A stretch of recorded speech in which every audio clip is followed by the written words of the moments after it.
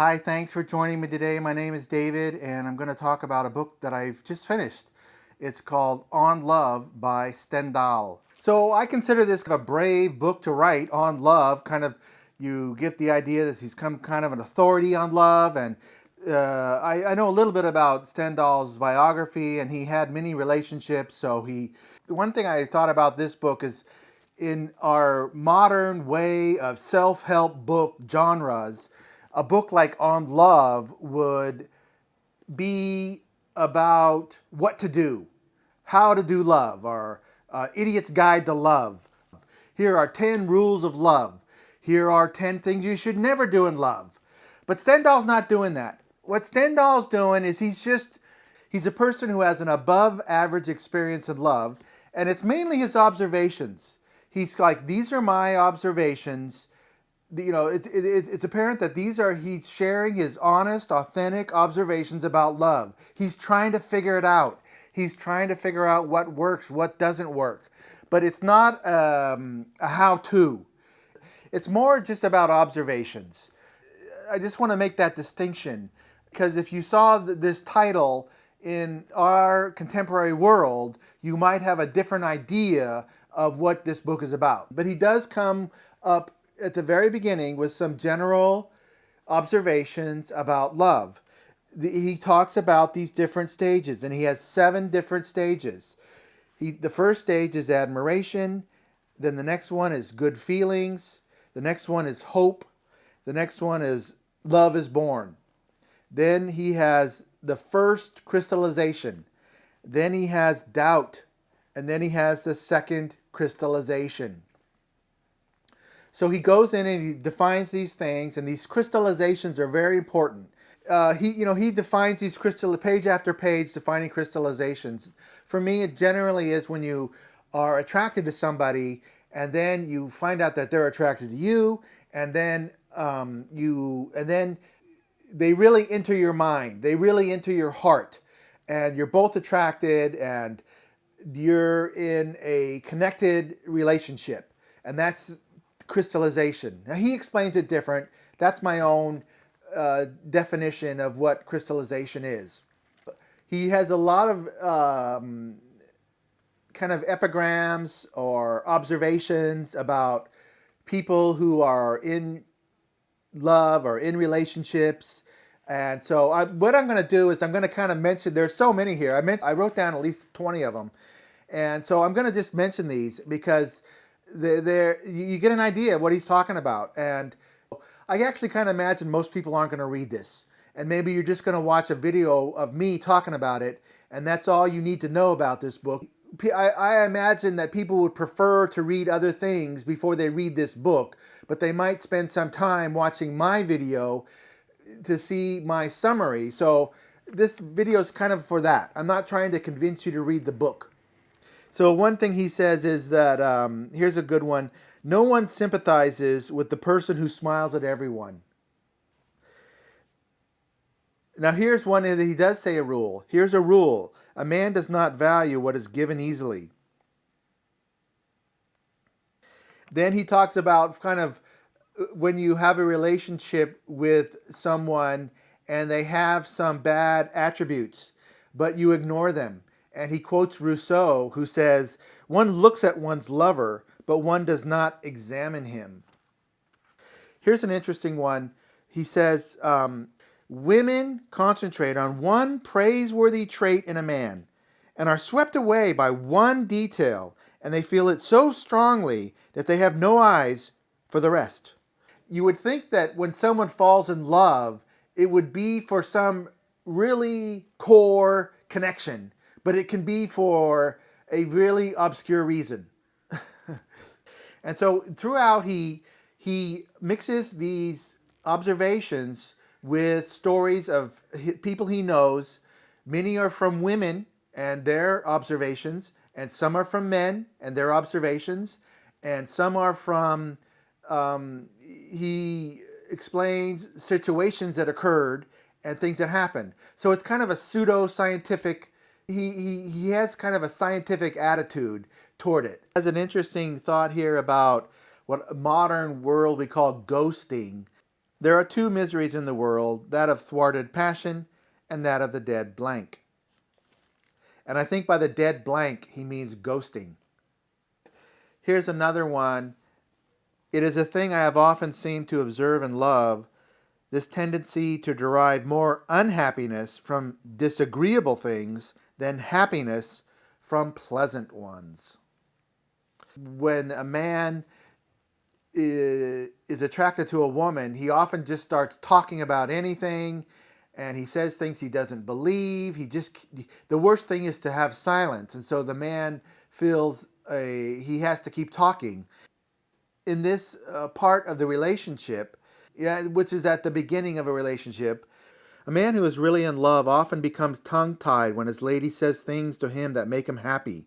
In this way, he misses the deeds to which his words would have given rise. But it is better for him to keep silence than to say over passionate things at the wrong time. A remark which would be just right at any given moment may cease to be so 10 seconds later. In fact, may be extremely tactless. The mistake which most men make is to try to say something which they think neat or witty or touching. Instead of freeing their minds from worldly pomposity and reaching that point of intimacy and naturalness which enables them to express in the simplest way exactly what they feel at the moment in their hearts. To follow up on that, he says, courage is saying what's in your heart. But you've got to do it at the right time. When there is perfect naturalness, the happiness of two people becomes commingled. This is absolutely the greatest happiness that can exist. Then he goes into different countries and talks about the people in those countries. And he talks about France. He says, it is against a Frenchman's nature to let himself be caught admiring anything.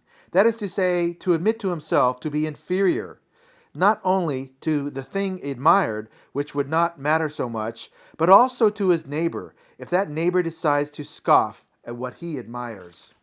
In Germany, Italy, Spain, admiration is generous and good-natured. In those countries, the admirer is proud of his enthusiasm and is sorry for the skeptic. Then he makes an interesting observation here. Of course, these observations are about people in his time, and the Italian is torn between love and hate, lives on passion. The Frenchman lives on vanity. The German lives on imagination.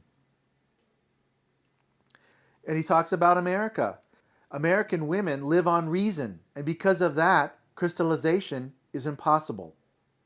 Once he's established these rules and told these stories, he moves on to education of women. And it's a kind of an interesting discussion. At first, he kind of dances around if he's for the education or against the education. It's difficult to tell if he endorses it or not. He says that women should write books that are printed after they die. For example, some of these women, Madame de Savigny, some of the most notable books of his time that were written by women authors were their diaries and letters that were printed after they died. So that's what he's referring to. Those are really great books. He says one of the disadvantages of a woman writing in his time is that they get talked about. You know, there's going to be a lot of gossip from men and women if you're a female author. It's just the way society worked. And I think that we've moved beyond that in our contemporary time.